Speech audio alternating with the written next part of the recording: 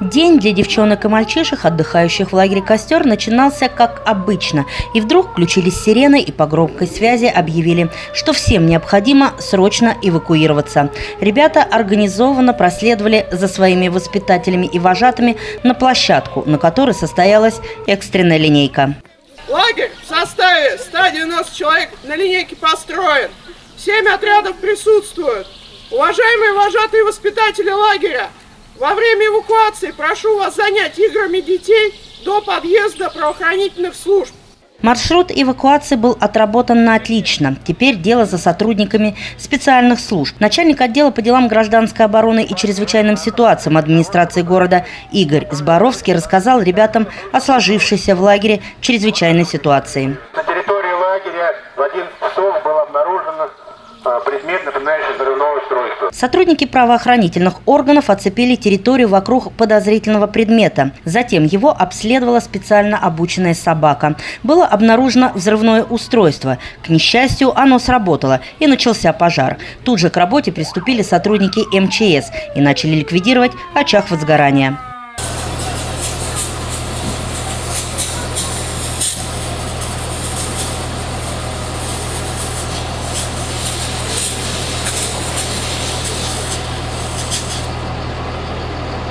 Учения были максимально приближены к реальным, поэтому отрабатывали и оказание помощи пострадавшему в данной ситуации. Действия всех сотрудников специальных служб были четкими и помогли показать ребятам, как действовать при обнаружении подозрительных предметов. Для малышей, наверное, это было самое главное – показать, потому что малыши же не знают, что такое и как для возгорания. Самое клевое была собака, что приехали, что показали нам, что вообще произошло. Показали нам автоматы, как все это происходит. Эвакуация у нас ведь была. Мы эвакуировались без паники и без всего. Такие учения, конечно же, нам нужны, чтобы в случае чего знать, как действовать.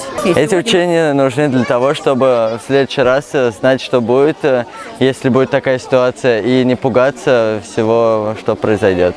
Подобные учения в загородном лагере проводятся не первый раз. Как отметила заместитель главы администрации города Валентина Пичугина, такие отработанные действия помогут ребятам в случае непредвиденных ситуаций не поддаться панике.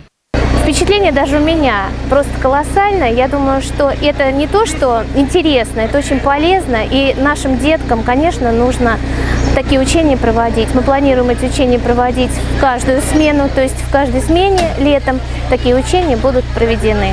По словам директора загородного лагеря «Костер» Марины Кошелевой, подобные учения всегда проходят на высоком уровне. Ребята с интересом наблюдают за слаженными действиями сотрудников спецслужб.